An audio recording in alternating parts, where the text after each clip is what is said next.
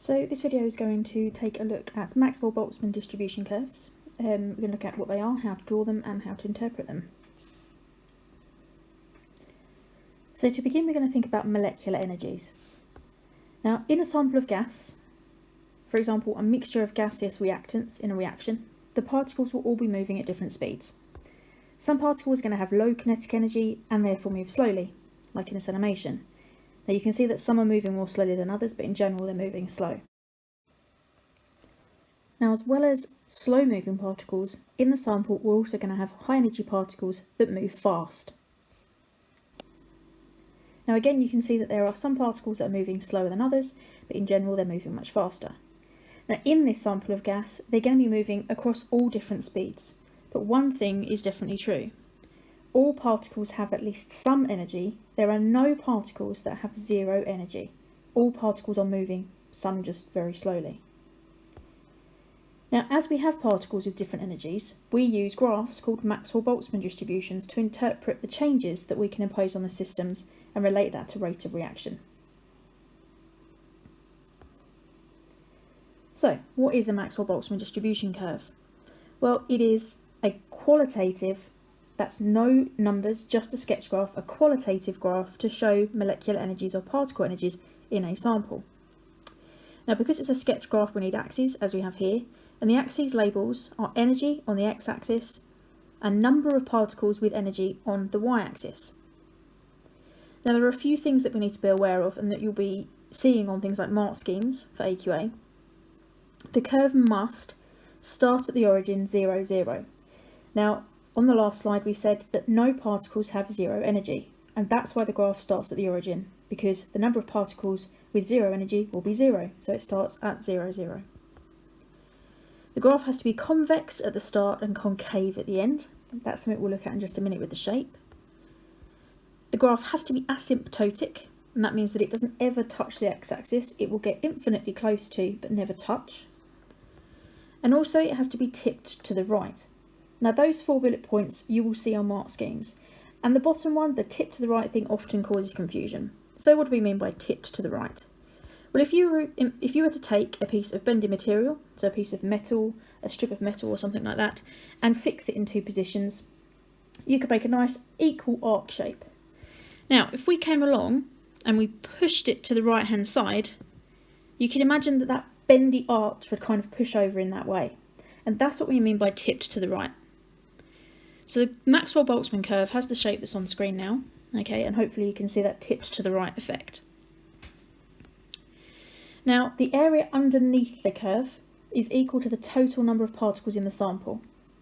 Now, at A level, we don't have to do anything with counting the number of particles. We don't have to do any calculations for the area under the curve.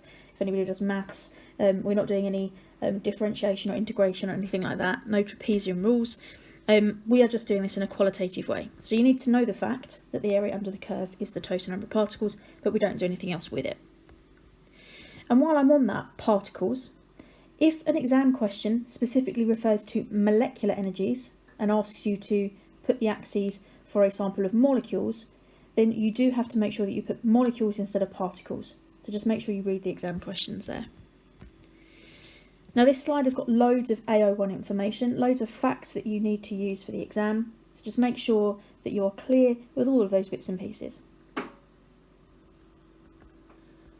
So at this point, I want you to pause the video and have a go at drawing a Maxwell-Boltzmann distribution curve yourself.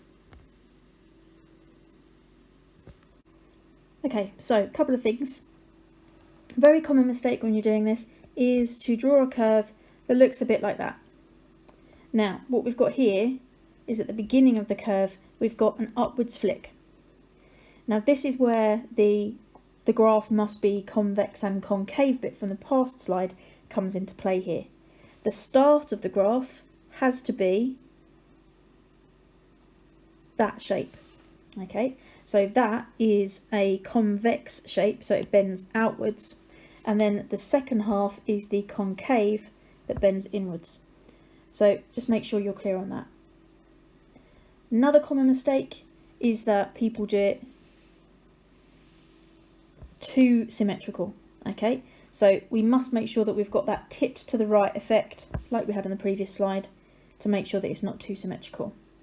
And the last thing is don't let it touch the bottom, that will get it marked wrong. So back to our proper Maxwell-Boltzmann distribution curve here. As well as the axes labels that just label what the axes show, the x and y, we also have some labels to put onto the x-axis that you also need to know. So first of all is the activation energy. Whenever we're talking about rate of reaction, we need to think about activation energy. Now because this is qualitative, the activation energy just goes somewhere to the right of the curve. And we can label that EA. So normally quite far to the right before it starts to get quite close to the axes. The second thing we need to know about is the most likely or most probable energy in the sample. Now that's simply the point of the graph where it's highest, where we have the largest number of particles with a particular energy. So that is labelled most probable energy. The final label for this bit is you need to be aware of the average energy of the sample. So this is slightly higher than the most probable, and it is approximately on the graph where you have half the sample to the left and half to the right.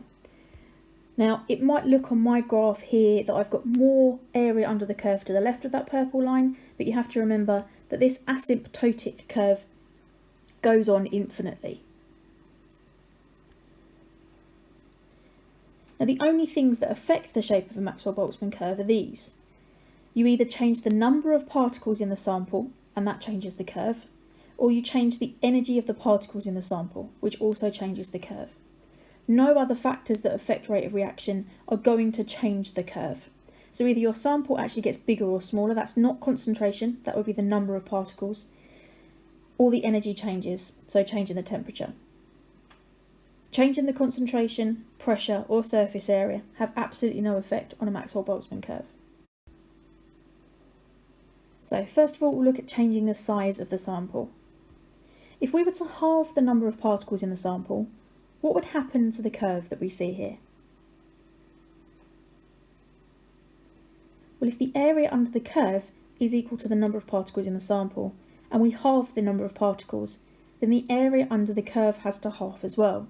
So in this case, the line would be halfway down, and we'd have half the area under the curve. Now, because these are qualitative graphs, if you're asked to do this, you only have to do that by eye. You're not going to be expected to measure anything. So by eye, halfway down.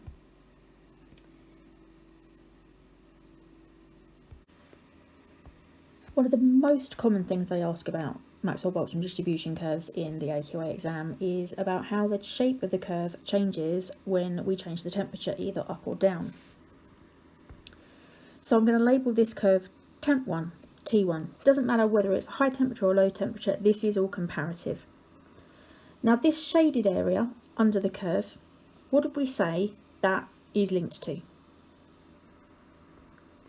Well, that area equals the number of particles that have the activation energy or greater. Now these are the particles that could have successful collisions. It's not 100% that they would have a successful collision because they have EA. They do have to collide in the right orientation. Now what we mean by that is that if we took two molecules, X and Y, and they came together in this orientation, there might not be a reaction because the Y parts of the molecules are not designed or not supposed to react together. However, if X and Y were that way round and came together, we could have a reaction to form X2, Y2. Now all reactants are like that. There will be certain parts of the molecule that will react with other parts of molecules and parts of molecules that won't react together. So even if the particles do have activation energy, it's not guaranteed that the particles will definitely have a successful collision. So we're going to look at this from the point of view of a higher temperature. How will the curve change if the sample is at a higher temperature than temperature 1? Now the thing to be aware of and to remember is that we're not changing anything else about the sample other than the temperature. The number of particles remains the same, and that means that the area under each curve needs to stay the same. So I want you to pause the video and have a think about what might the shape change to be.